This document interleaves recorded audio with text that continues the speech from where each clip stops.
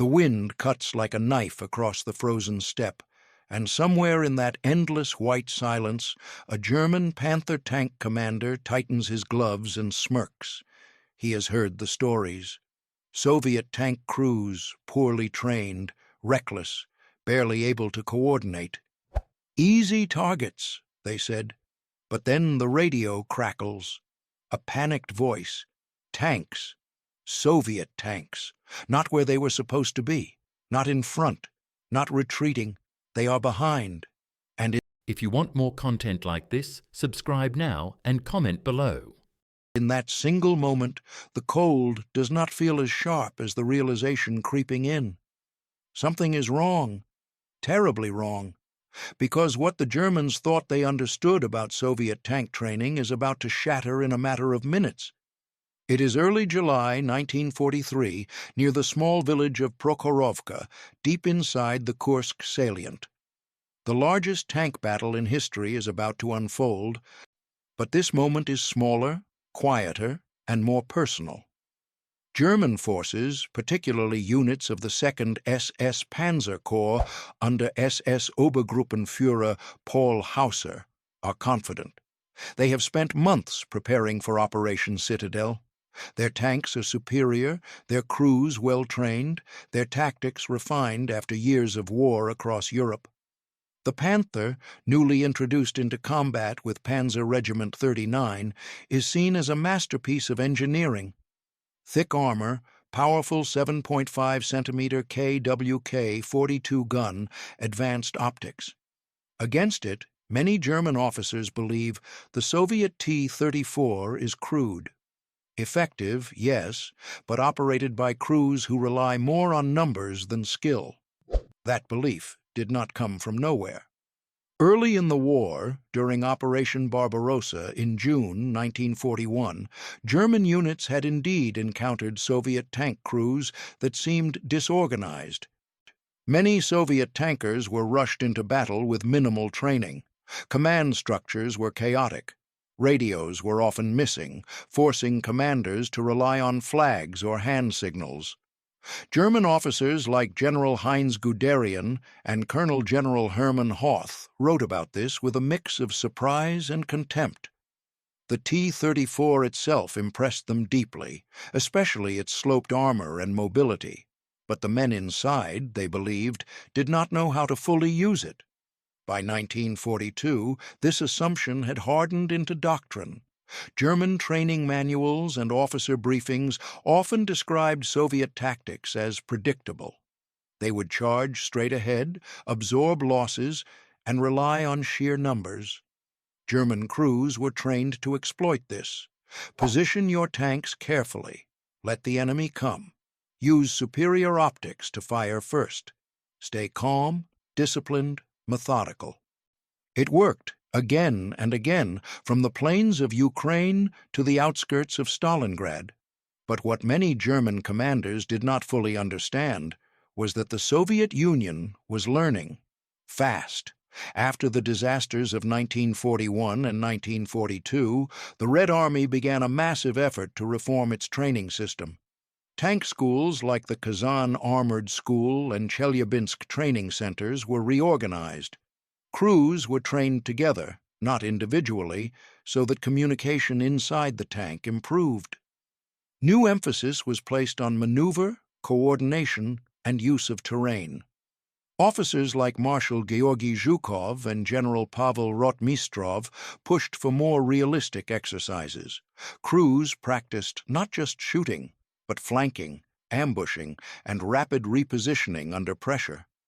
In training grounds far from the front, young Soviet tankers drove their T-34s through mud, snow, forests, and open fields. They learned how to hide behind ridgelines, how to move silently at night, how to use speed instead of just armor. The T-34, with its wide tracks and powerful V2 diesel engine, was perfect for this. It could cross terrain that would slow down or even stop heavier German tanks. It could turn quickly, accelerate fast, and appear where the enemy did not expect it. One of the key changes was the introduction of better communication. More tanks were equipped with radios by 1943. Commanders could now coordinate movements across companies and battalions.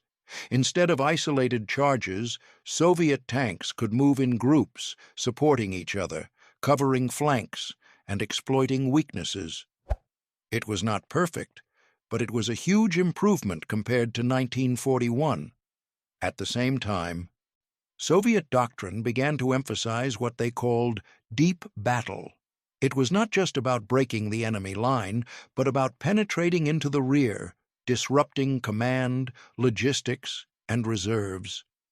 Tank units were no longer just support for infantry. They were becoming the spearhead of operational maneuver. Back near Prokhorovka, the German crews are not thinking about any of this. They are focused on their mission: advance, break through Soviet defenses, and encircle the enemy. The terrain is open but not flat. There are small hills, fields, railway embankments, and scattered villages. Visibility is good, but not perfect. Dust and smoke hang in the air, mixing with the smell of fuel and burned metal. At around 8 o'clock in the morning on July 12, 1943, the battle begins to intensify. Soviet forces, particularly the 5th Guards Tank Army under Lieutenant General Pavel Rotmistrov, launch a massive counterattack. Hundreds of T-34s surge forward, supported by T-70 light tanks and infantry riding on the hulls.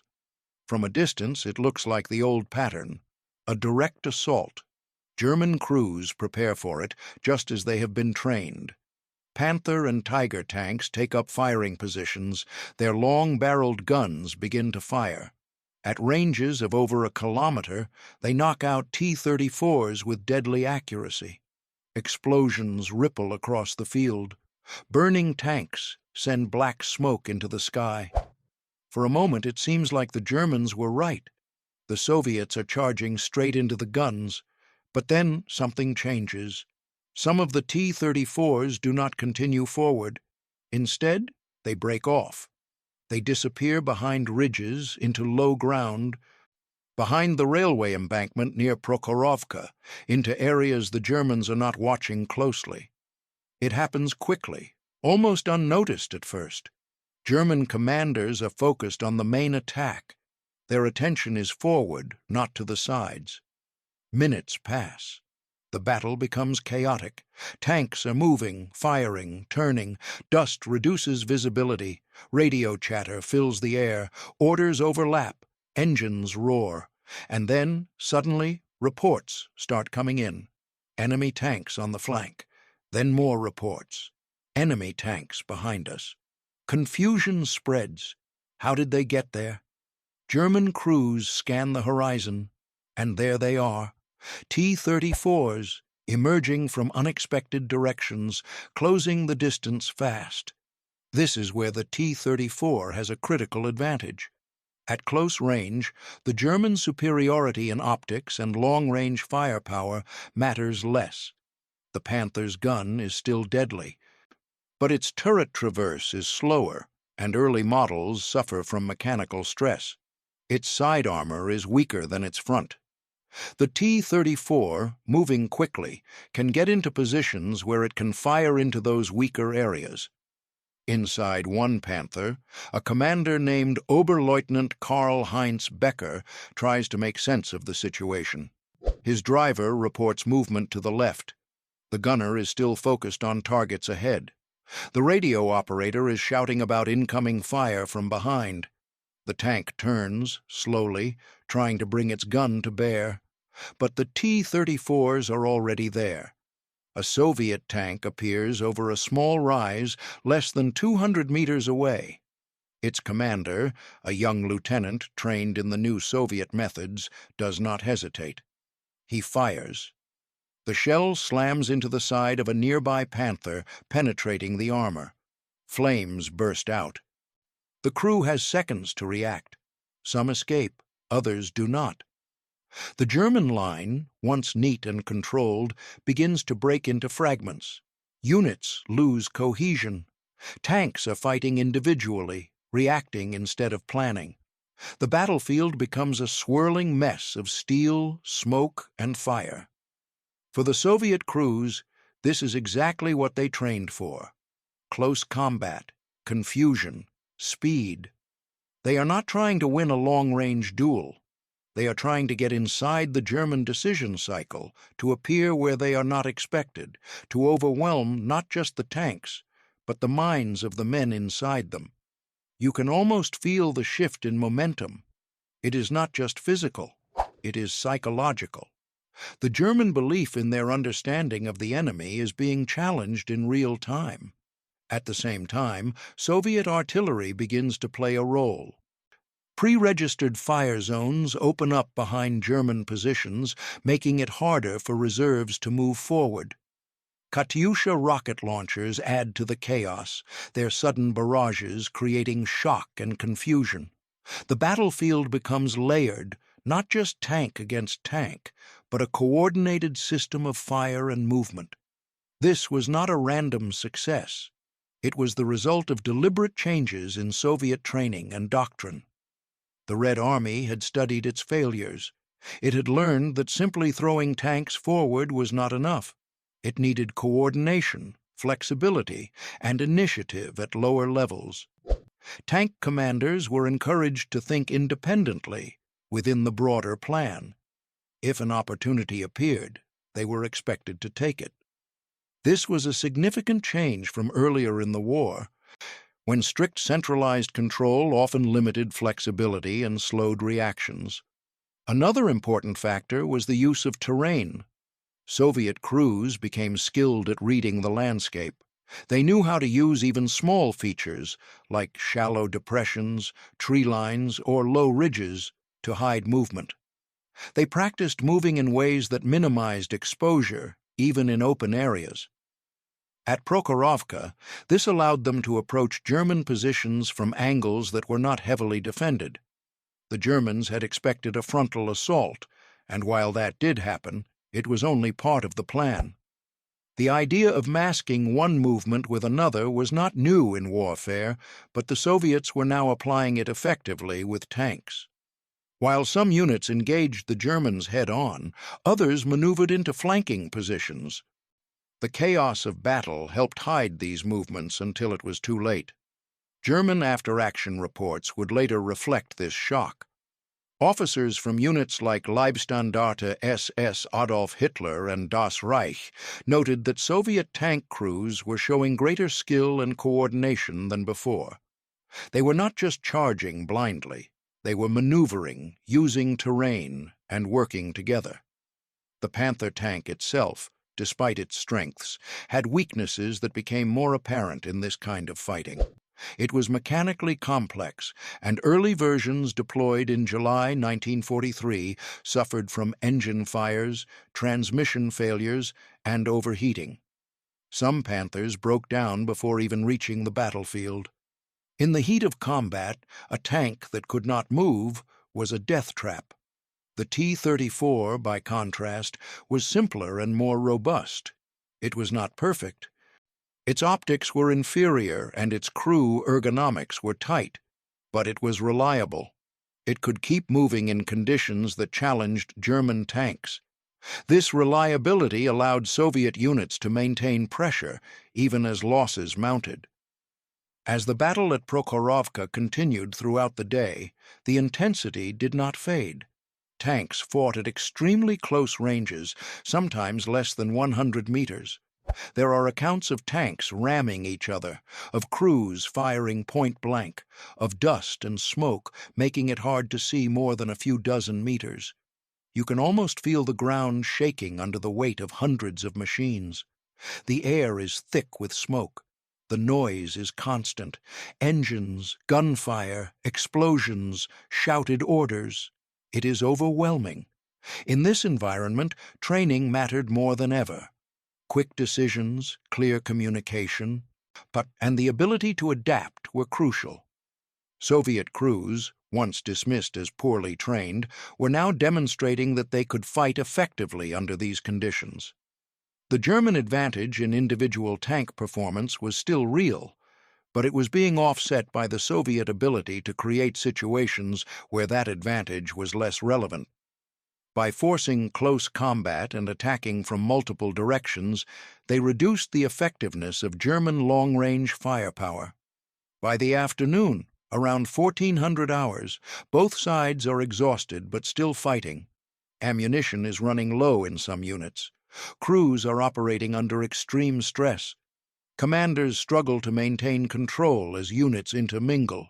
Soviet infantry begins to follow behind the tanks, securing ground and preventing German units from reorganizing. Anti-tank guns are moved forward, creating defensive lines against counterattacks.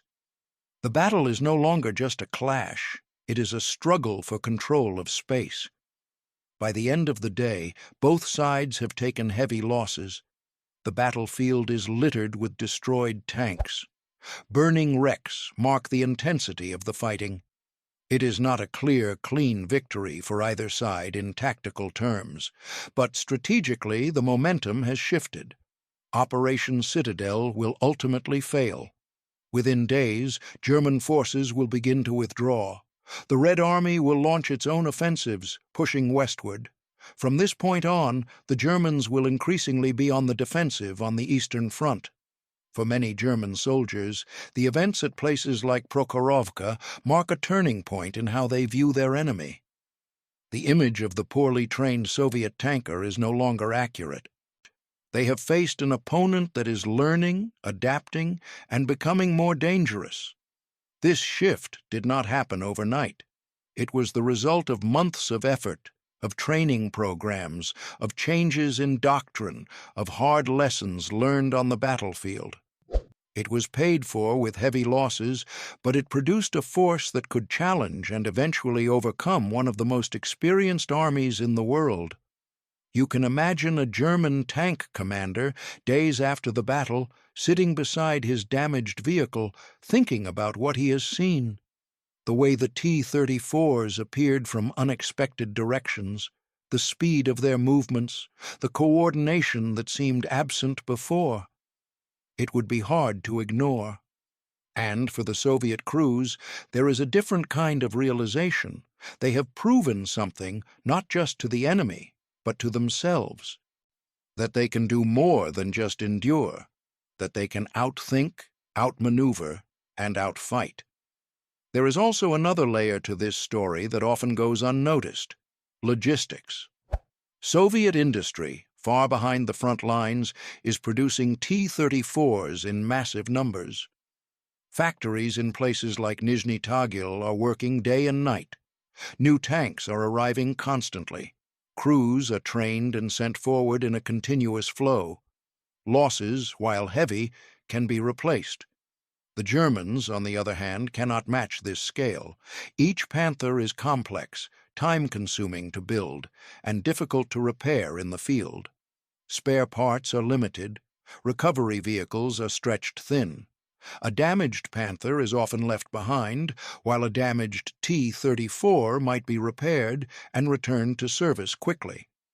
This difference in production and recovery adds pressure on German units. Every loss hurts more, every breakdown matters, and as the battle continues, this imbalance becomes more visible. The story of this transformation is not just about tanks or tactics. It is about adaptation under pressure, about how an army, pushed to the brink, can change itself in the middle of a war. In the years that follow, Soviet armored forces will continue to improve. New models like the T-34-85 will address earlier limitations with a larger turret and better gun. Training will become more standardized. Coordination between tanks, infantry, artillery, and air support will improve further. But the foundation of that success is built in moments like this, when assumptions are challenged, when new ideas are tested under fire, when the gap between perception and reality is exposed. The German belief that Soviet tank training was inferior had been based on real observations from earlier in the war, but it had not kept pace with the changes that were happening. And in war, that kind of gap can be deadly. As the sun sets over the fields near Prokhorovka, the battlefield grows quiet. The sounds of engines and gunfire fade, replaced by the crackle of fires and the distant rumble of movement. Recovery teams begin their work. Survivors search for comrades. The day's fighting is over, but the impact will last much longer. If you stand there, in that fading light, you can almost see the outlines of what happened. The positions where the Germans expected the enemy to be. The paths where the T-34s moved, unseen until the last moment. The places where battles were decided in seconds, and you can feel, in that quiet, the weight of a realization that came too late for many, that the enemy you think you understand is often the one that surprises you the most. Because in war, it is not just about the weapons you have. It is about how you use them, how you train, how you adapt, and how quickly you can change when the situation demands it. The German Panthers were powerful machines, symbols of engineering skill and tactical doctrine.